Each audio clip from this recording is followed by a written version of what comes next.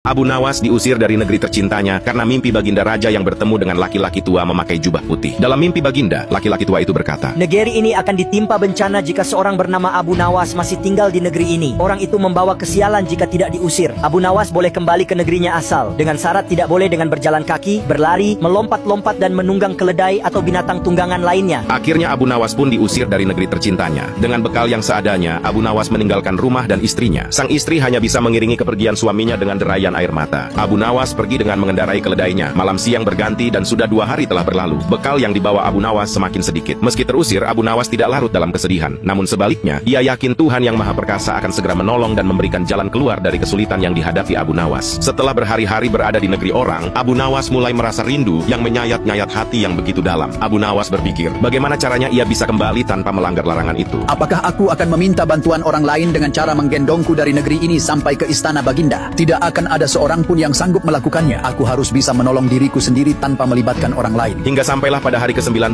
Abu Nawas akhirnya mendapat cara yang tidak termasuk larangan Baginda. Abu Nawas pun menyiapkan segalanya, lalu berangkat pulang. Hatinya dipenuhi rasa rindu bercampur bahagia, sebab kampung halamannya sudah dekat. Kabar kembalinya Abu Nawas menyebar dengan cepat. Penduduk negeri sangat gembira mengetahui kepulangan Abu Nawas. Kabar kepulangan Abu Nawas itu pun juga sampai ke telinga Baginda Raja. Baginda juga merasa gembira mendengar berita itu, namun dengan alasan yang berbeda. Rakyat gembira melihat Abu Nawas pulang karena mereka memang mencintainya. Sedangkan Baginda gembira karena menurutnya Abu Nawas kali ini pasti tidak bisa menghindari hukuman. Tapi betapa terkejutnya Baginda saat melihat cara Abu Nawas pulang ke negerinya. Ternyata Abu Nawas bergantung di bawah perut keledai. Dengan begitu Abu Nawas tidak melanggar larangan. Ia tidak berjalan, tidak berlari, tidak merangkak, tidak melompat, dan juga tidak menunggang keledai. Abu Nawas pun akhirnya bisa kembali pulang ke negeri tercintanya.